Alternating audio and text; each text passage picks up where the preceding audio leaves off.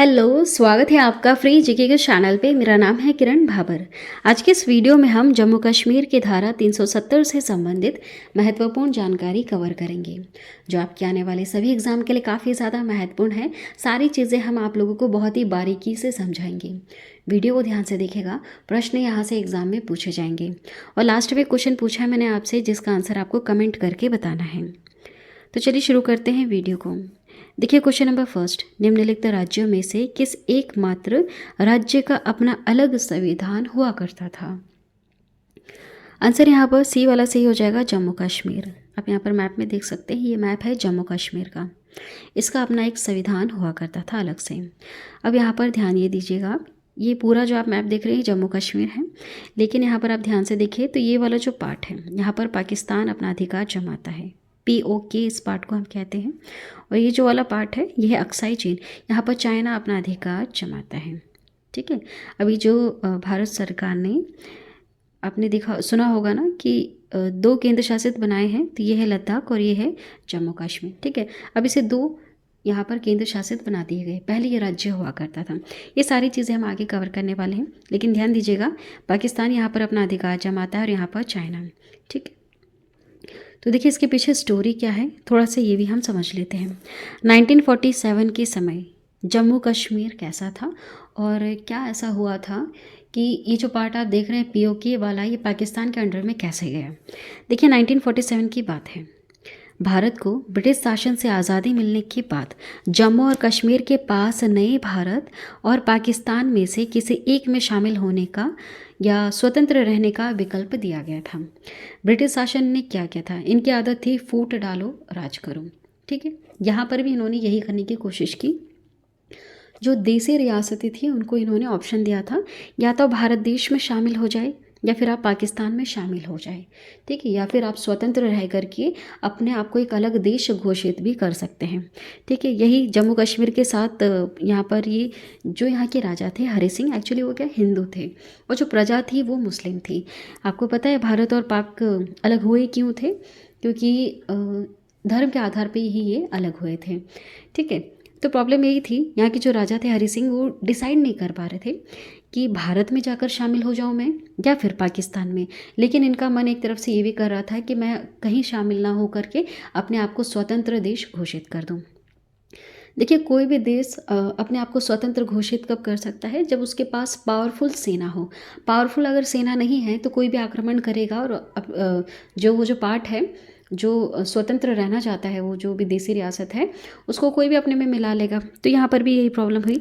जम्मू कश्मीर के जो राजा थे हरि सिंह, इनके पास इतनी पावरफुल सेना नहीं थी। उसके बाद देखिए क्या होता है, हरि सिंह ने तत्काल भविष्य के लिए स्वतंत्र रहने का विकल्प चुना। ये स्वतंत्र तो रहना चाहते थे लेकिन पावरफुल सेना नहीं थी। उसके बाद अक्टूबर 1947 में उन्हें मुस्लिम कॉन्फ्रेंस पार्टी द्वारा उकसाए गए पुंछ में एक सशस्त्र विद्रोह का सामना करना पड़ता है। फिर एक के बाद एक यहाँ पर आक्रमण होने लग जाते हैं जम्मू कश्मीर के ऊपर। पाकिस्तान चाहता था कि जम्मू कश्मीर को अपने में मिला लिया जाए। क्यों? क्योंकि यहाँ की जो प्रजा थी वो मुस्लिम थी। राजा भले हिंदू है लेकिन जो प्रजा थी वो ज़्यादातर कौन सी थी? मुस्लिम थी। तो ये धर्म के आधार पर ही अलग हुआ था, तो मुस्लिम प्रजा को ही अपने में मिलाना चाहते थे। ठीक है। और उस समय देश के गृह मंत्री कौन थे? सरदार वल्लभ भाई पटेल जी। उन्होंने बहुत सारी देसी रियासतों को अपने देश में शामिल किया। ठीक है। तो उनको बहुत बड़ा योगदान है। भारत देश का जो मैप अभी जो आप देख रहे हैं ना, जो इतना खूबसूरत मैप आपको दिखता है, उसमें बहुत ही बड़ा योगदान किसने दिया है?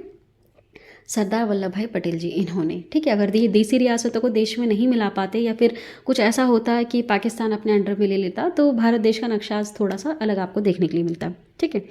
अब देखिए उसके बाद क्या होता है। आक्रमण के बाद हरि सिंह ने भारत से मदद की अपील की। जैसे आक्रमण यहाँ पर होने लगा जम्मू कश्मीर पे, तो जो हरि सिंह थे ये राजा, क्योंकि हिंदू थे, तो ये कहाँ पर आए? फिर भारत से मदद मांगने लगे। भारत के ब्रिटिश गवर्नर उस समय गवर्नर जनरल जो थे लॉर्ड माउंटबेटन, उन्होंने महाराजा को कहा क्या भारत में शामिल हो जाए, है ना, ये सलाह इनको दी थी। फिर उसके बाद देखिए महाराजा ने 26 अक्टूबर 1947 को रियासत को भारत के डोमिनियन में शामिल करने के लिए विलय पत्र पर हस्ताक्षर किए। ये जो विलय पत्र था इसमें बहुत सारी शर्तें थी। ये सारी चीज़ें हम आगे कवर करेंगे। आप देखिए यहाँ पर ध्यान से, देखिए, जब तक ये राजा अपने आप को डिसाइड नहीं कर पाए थे ना कि भारत में जाना है, पाकिस्तान में जाना है, तब तक इतने वाला जो पार्ट है, यहाँ पर पाकिस्तान ने अ, आक्रमण कर करके इस हिस्से को अपने आप में शामिल कर लिया था। ठीक है, इसलिए इस जगह को क्या कहते हैं? पाकिस्तान ऑक्यूपाइड कश्मीर। अब देखिए आगे बढ़ते हैं। ये है राजा हरि सिंह। अब देखिए अनुच्छेद 370 या 35 का ए जो है, यह मिलाकर जम्मू कश्मीर को कुछ विशेष अधिकार देता था। क्या है वो विशेष अधिकार जिन्हें अब हटा दिया गया है? देखिए, जम्मू कश्मीर में दोहरी नागरिकता का प्रावधान था। यहाँ का अलग संविधान और ध्वज भी अलग ही था। भारत देश का ध्वज वो वहाँ पर नहीं फहराते थे। संविधान अलग, ध्वज अलग। प्रदेश के बाहर के लोगों को यहाँ ज़मीन खरीदने, सरकारी नौकरी पाने तथा संस्थानों में दाखिला लेने तक का अधिकार नहीं था। क्यों? क्योंकि ये अपने आप को एक अलग देश घोषित करना चाहते थे। इसलिए जो विलय पत्र इन्होंने बनाया था ना, वो इसी प्रकार से बनाया था जैसे एक अलग देश के लिए होता है ना कि संविधान भी अलग, ध्वज भी अलग, और वहाँ पर कोई ज़मीन वगैरह ना खरीद सके। इस तरह से उन्होंने वो विलय पत्र में बहुत सारी शर्तें लिख रखी थी। और देखिए, जम्मू कश्मीर के विधानसभा का कार्यकाल 6 साल का होता था। भारत की संसद यहाँ के संबंध में सीमित दायरे में ही कानून बना सकती थी। रक्षा, विदेश मामले और संचार के अलावा किसी कानून को लागू करवाने के लिए केंद्र सरकार को राज्य सरकार की मंजूरी चाहिए होती थी। ठीक है, रक्षा के लिए कर सकते थे, विदेश मामले के लिए भी इंटरफेयर कर सकते थे, संचार के लिए भी इंटरफेयर कर सकते थे। लेकिन इसके अलावा अगर कोई दूसरा कानून लागू करना होगा तो किससे मंजूरी लेनी होगी? राज्य सरकार से।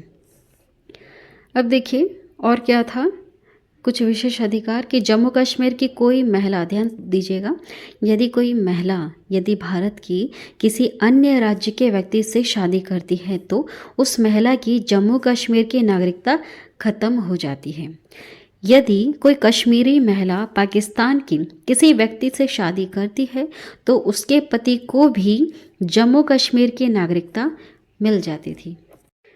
नेक्स्ट पॉइंट देखिएगा, राज्य में आपात स्थिति में राज्यपाल शासन लगाए जाने का प्रावधान था।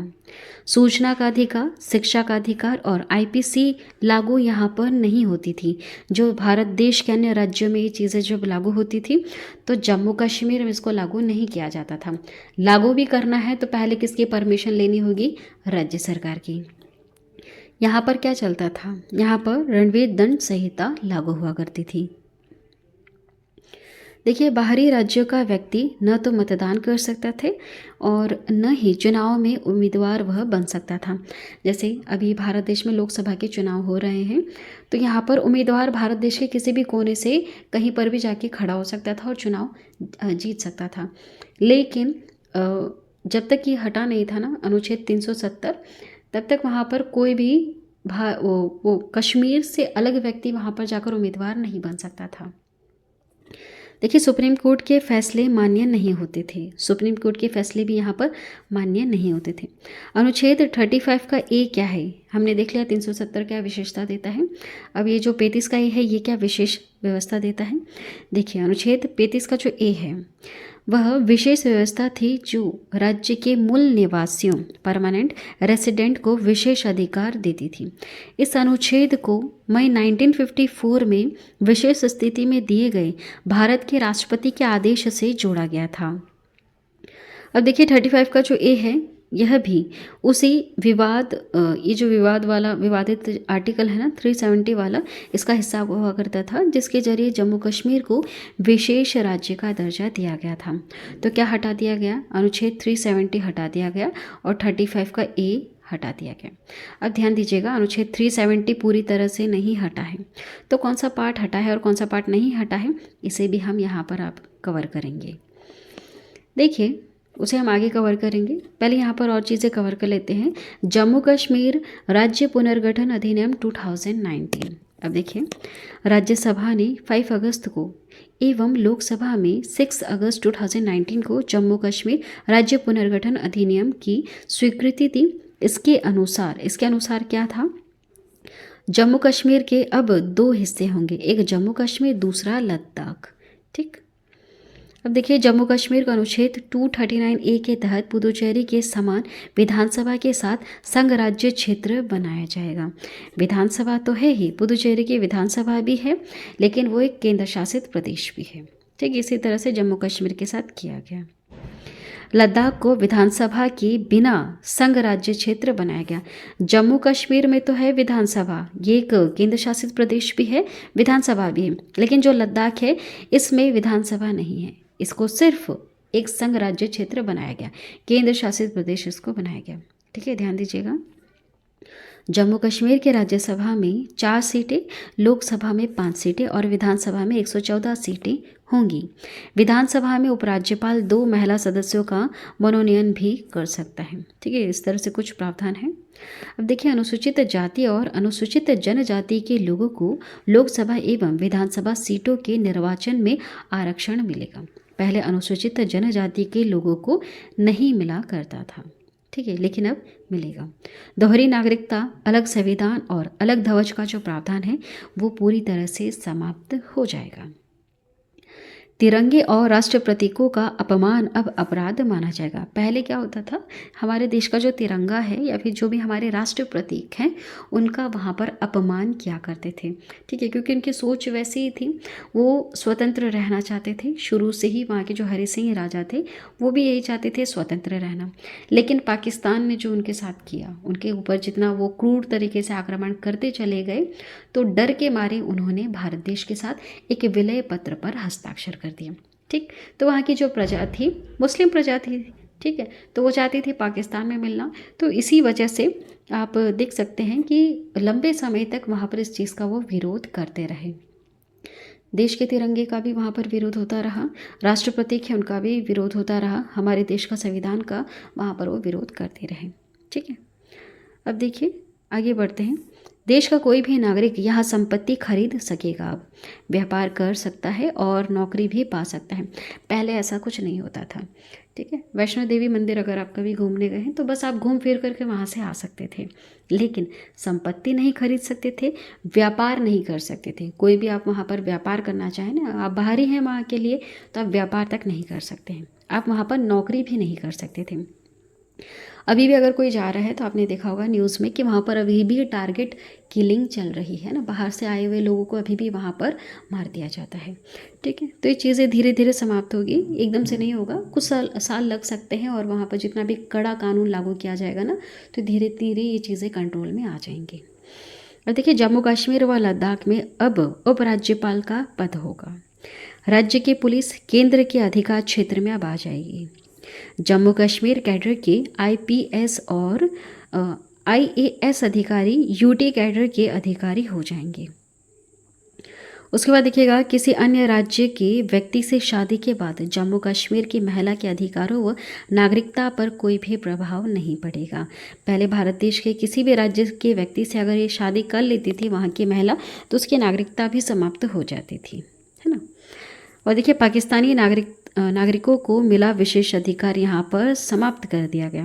पाकिस्तान के नागरिक क्या करते थे, यहाँ की महिलाओं से शादी कर लेते थे। शादी करने के बाद उन्हें भारत देश की नागरिकता भी मिल जाती थी और उन्हें जम्मू कश्मीर की भी नागरिकता मिल जाती थी, है ना। इनडायरेक्टली वो भारत देश की नागरिकता भी ले लेते थे, क्योंकि वहाँ पर दोहरी नागरिकता चलती थी। तो ये चीज़ समाप्त कर दी गई। पाकिस्तानियों की जो एक साजिश हुआ करती थी भारत देश में, वो जो ईज़िली हमारी नागरिकता पा लेते थे, तो उसको भी पूरी तरह से समाप्त कर दिया गया। अब यहाँ राष्ट्रपति शासन अनुच्छेद 356 लगाया जा सकेगा।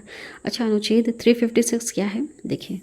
केंद्र सरकार को किसी राज्य सरकार को बर्खास्त करने और राष्ट्रपति शासन लगाने की अनुमति उस अवस्था में देता है जब राज्य का संवैधानिक तंत्र पूरी तरह से विफल हो जाता है। ठीक है, तब यहाँ पर राष्ट्रपति शासन लगाया जा सकता है। सूचना का अधिकार और शिक्षा के अधिकार जैसे कानून अब लागू हो सकते हैं। भारतीय दंड संहिता भी यहाँ पर प्रभावी होगी। नए कानून और कानून में होने वाले संशोधन खुद ब खुद जम्मू कश्मीर में भी लागू हो जाएंगे। भारत का कोई भी नागरिक जम्मू कश्मीर का मतदाता और चुनाव में उम्मीदवार बन सकता है। जैसे अभी जो PM है वो गुजरात से हैं, लेकिन अभी कहाँ से चुनाव लड़ रहे हैं, वो वाराणसी से लड़ रहे हैं। ठीक है, इसी तरह से कहीं से भी कोई लड़ सकता है। पहले जम्मू कश्मीर से नहीं लड़ सकते थे, लेकिन अब ऐसा है, भारत का कोई भी नागरिक, भारत देश का कोई भी नागरिक जम्मू कश्मीर का मतदाता और चुनाव में उम्मीदवार बन सकता है। ठीक है, ध्यान दीजिएगा। चलिए अब देखिए, सर्वोच्च न्यायालय द्वारा किए गए फैसले अब यहाँ पर मान्य होंगे। 31 अक्टूबर 2019 से जम्मू कश्मीर राज्य पुनर्गठन अधिनियम 2019 लागू हो गई है। ठीक है, ये थे कुछ इंपॉर्टेंट पॉइंट्स। अब देखिए धारा 370 और 35 का ए। 11 अगस्त 2019 को जम्मू कश्मीर राज्य का विशेष दर्जा यहाँ पर समाप्त कर दिया गया। धारा 370 और 35 का ए यहाँ पर हटा दिया गया।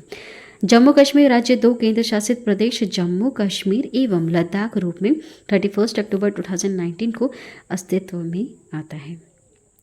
ठीक है, अब यहाँ पर जो चीज़ हम यहाँ पर देख रहे थे ना कि धारा 370 क्या पूरी तरह से हटा या नहीं हटा है, ये चीज़ अब यहाँ पर हम क्वेश्चन में कवर करने वाले हैं।